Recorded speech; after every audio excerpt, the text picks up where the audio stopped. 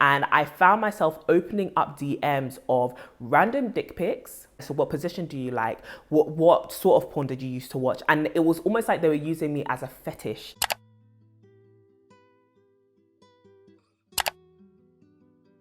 Hello beautiful people, welcome back to my channel. I hope that you are all doing well. Welcome back to the Glowing and Growing Diaries. Thank you so much for all the love on yesterday's video where I shared my Cambridge Masters graduation. It was an epic day and I wanted to share that moment as well as my progress with you all, and I'm so glad that it was encouraging for you. Today we're going to delve into some other developments, well, it's not really a development, is it? But we're going to be having some some chat, a rant, a conversation about why I took down my most popular video on YouTube and possibly my most vulnerable video on YouTube where I was talking about overcoming my pornography addiction. I took down that video a long time ago and I recently put it back up, and the thought process around those two decisions went something like this. So back in 2020, I uploaded this video talking about how I overcame my pornography addiction. And the whole reason why I put that video up was because we were in a global pandemic. Here in the UK, we had just gone into social isolation, so quarantine and all of that. And people were at home, and studies, news reports, everything was showing that pornography consumption, even alcohol consumption, drug consumption, just opiates. Am I saying words that are actually in the dictionary? Opiate consumption as well as just addictive material consumption was on the rise. And I don't think this was just due to, hey, everyone's at home, of course people are going to be watching more things. I think a lot of people were using substances as well as pornography to deal with their loneliness and medicate that feeling of being alone, feeling uncertain about life, probably having anxiety at a skyrocketing high. And for me, I realized that because this is something that I used to run to as well to solve those same problems or to satisfy those same feelings, I felt strongly that God was leading me to share that testimony at that time.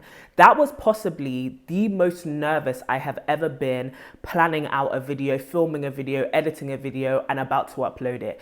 Every stage of that process was nerve-wracking to me because this was a conversation that I hadn't even had with my parents. I hadn't had it with my family members, with people in my church. I would say explicitly. I had mentioned it here and there because I definitely didn't feel shame around the topic, but it was never something I had delved into in depth, especially not online. And I felt quite exposed, but obviously I was the one who put the video out there, so it wasn't a negative kind of exposure. It was more so, okay, God, if we're going to use this channel to share my story and the highs and lows of that journey with radical transparency, this is possibly the most challenging thing I've ever had to do. And I put it out there, and by the goodness of God, this video kind of went semi-viral, and it was quite interesting for me because you can imagine the first wave of change or consequences that I brought about was having to have this conversation again with the people who knew me in real life. My mom was asking me questions. I actually write about that in our upcoming book. It was a very, very interesting time. So cop the book. Link is in my description if you want to read about that experience. But I had to have these conversations with my parents, with my siblings. I got a call from my older sister. And as you can imagine, I'm seeing these people's names on caller ID, and I can almost guess exactly what it is they're calling me about, exactly what it is they're pulling me aside to talk about. And honestly, the reception was so supportive and so loving, and it reaffirmed to me that I was surrounded by just the best people who truly loved me, and it opened up so many conversations with the people that I knew and different people in the comment section even. And that was another result of posting that video. So many people were in that comment section just sharing their stories transparently and vulnerably, and it was so beautiful to see. And it was almost overwhelming for me because I couldn't respond to every single comment, but I did read all of them. And I think I couldn't respond to all of them because I don't have all the answers. I was just sharing my story,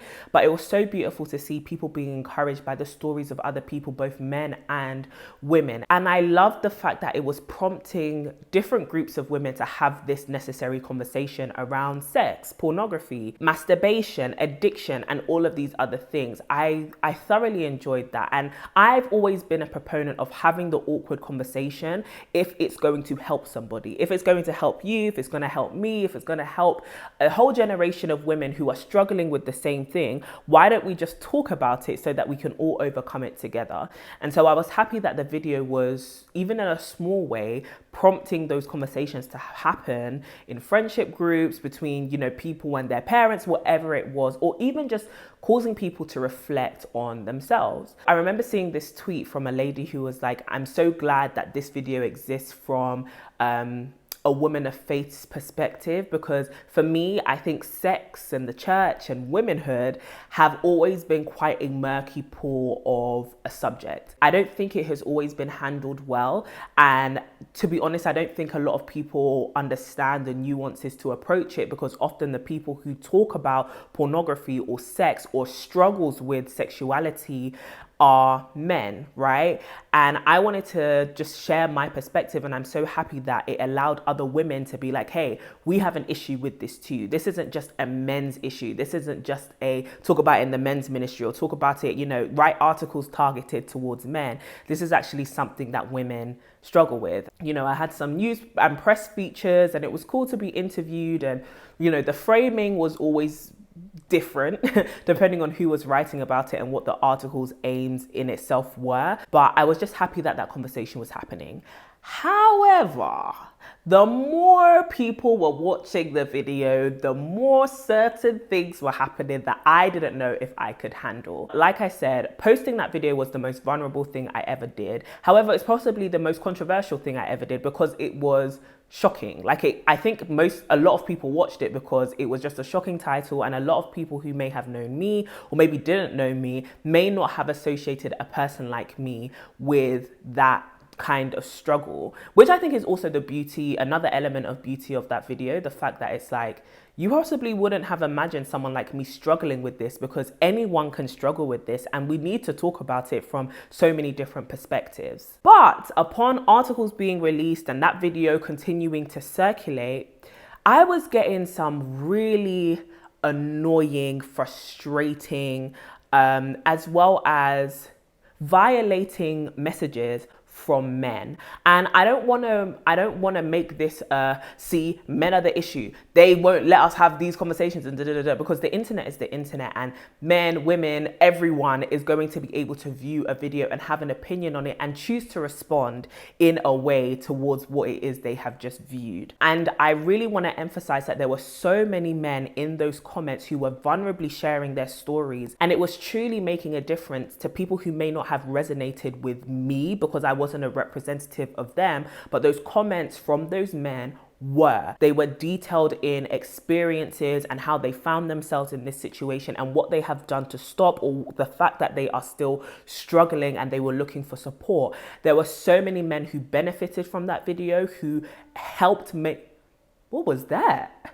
who helped make that video as helpful as it was. I hope it was helpful, or maybe this is just an assumption on my part. There were also a small subset of men who, and I think this is a wider issue when it comes to women discussing sexuality, whether it be struggles or just the fact that they are sexual beings or that they enjoy sex. There was a small subset of men who saw that video and thought, hey, this is a woman who must love to have sex and view sex, and they used that as an opportunity to kind of sexualize me. And I found myself opening up DMs of random dick pics. I'm gonna need these social media platforms to really vet what they're allowing people to send, because why am I opening up apps and I'm seeing penises, I'm seeing dick prints, I'm seeing people sending me illicit pictures of themselves that I did not want, I did not ask for, I do not find any kind of pleasure in, and you're violating my space. And I think digital space is something which is so important. As a content creator, as much as, you know, my videos are out there for the public and anyone can view it because it can go into any corner of the internet, I have said this before, this channel is my corner of the internet. And if I don't want something in my space, I am not hesitant to use the block, restrict, mute, whatever button that is there. However, sometimes to get just images that you weren't anticipating to see in your view, it would piss me off. Like, it would actually piss me off, and it would ruin my whole day. And, you know, I felt as though, like, I would pray about it and I'd be like, God, like, as much as this video is helping people, and as much as I've been vulnerable and to a degree exposed myself, I also need to be protected, and I also need to protect my mind and my eye gates. And people are making me feel violated, and I hate this view that people, you know, these people specifically are having of me, that I want this. I don't want this. I don't want the sexual messages. And I would have people message me and be like, hey, I watched your video. Can I talk to you and like ask for some help? And I'm like, yeah, sure. I usually don't try and give advice to men about like sex and stuff, because I am not a man, and I don't want to talk to you about that subject. I don't, especially not specific and not one-on-one. I'll happily talk to like a group of men in the presence of other men about sex, maybe from a woman's perspective, or some advice and some wisdom, because I think all, you know, wisdom can be applied to most people. I wasn't trying to have these conversations one-on-one with men, and it was making me uncomfortable because people would approach me on the tip of, hey, I need your help, I want to talk about this, and suddenly they would flip the conversation to being like, so what position do you like? What sort of porn did you used to watch? And it was almost like they were using me as a fetish, and I hated that feeling. So I prayed and I was like, you know what, God, as much as this is helping people, I don't know if this is the sort of cross that I want to bear. So I took the video down, and it was down for a bit, and I would get DMs, especially from women now, who were like, that video was really, really helping me. I'm trying to find it so I can watch it again, because, you know, maybe I've slipped up, or I just need to remind myself, and I can't find it. And that was the bit that was convicting me, because it was like, as much as there are those bad seeds, or that, you know, less than 1% who are going to make this an uncomfortable experience, there is also the 99% who are benefiting so much from this conversation.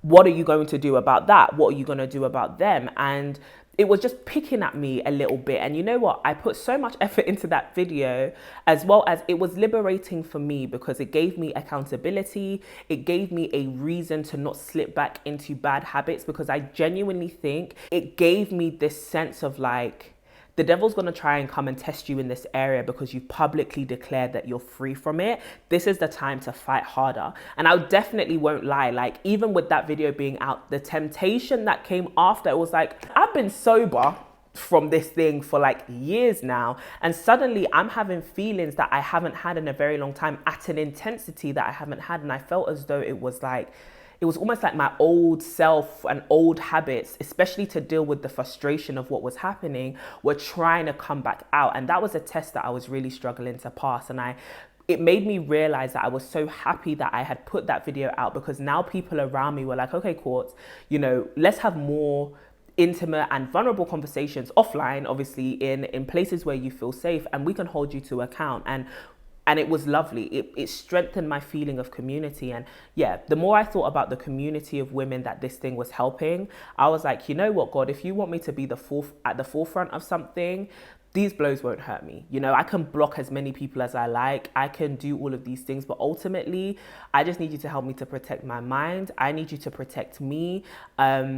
And I think that was another element. Like, I was very much brand conscious, and I do kind of regret thinking like this, because as a marketer, as somebody who creates digital content, as somebody who thinks in the angle of like storytelling and stuff like that, I was definitely thinking like, God, what if I want to work corporate? Like, what if I actually want to work corporate one day, and then that's what you see when you Google my name? I was definitely thinking, is this going to hurt me in some way? And I think that a few people brought that up to me, you know, like, you exposing yourself this way on the internet, do you not think it's going to damage your future? And I think this goes back to the video I was making yesterday. I think this is why I'm so hard on like, I'm going to make my dreams come true, because I don't want this to matter too much. And I genuinely think if this is going to help people, then if I lose a couple things, that's just the cost, but I've gained so much by just helping people. That to me makes it worth it, right?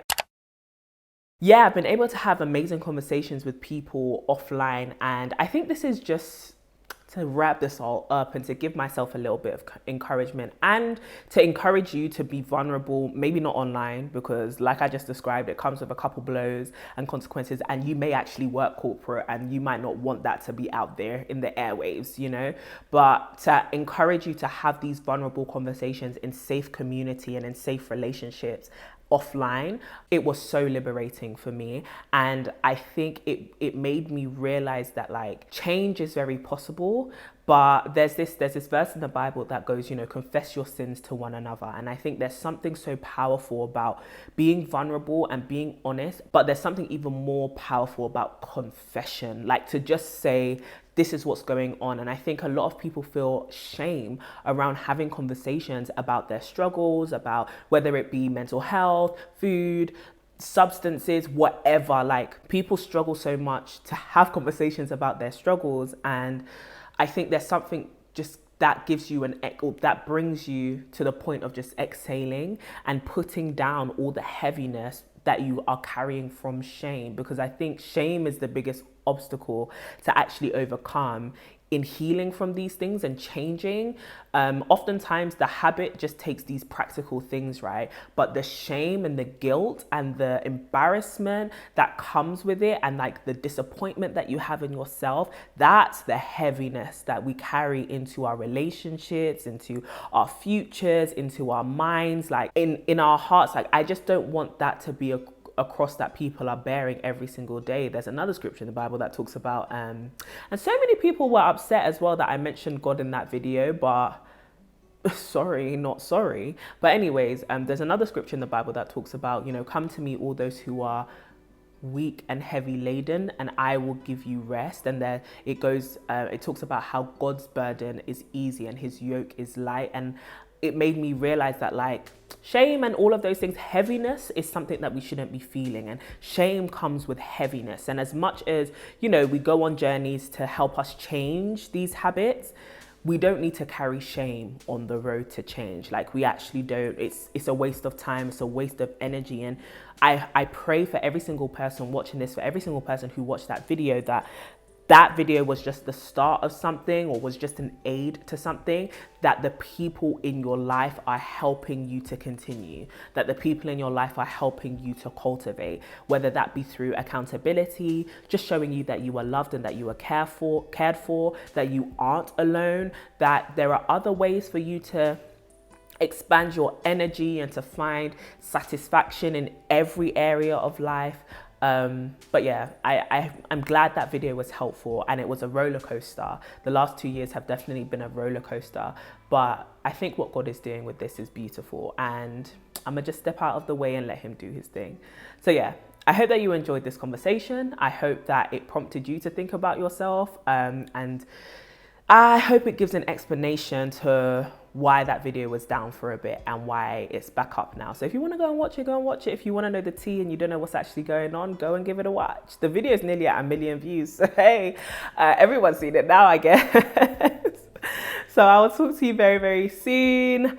I'm still working on the next travel vlog, so you'll be seeing that real soon. Make sure that you are subscribed to my channel if you have not already. Around here I just have real cool conversations that people typically don't want to have. I'm going to address the elephant in the room, but I hope that you enjoy watching my glowing and growing journey. I will talk to you very, very soon, and as always, stay beautiful and stay blessed. Mwah.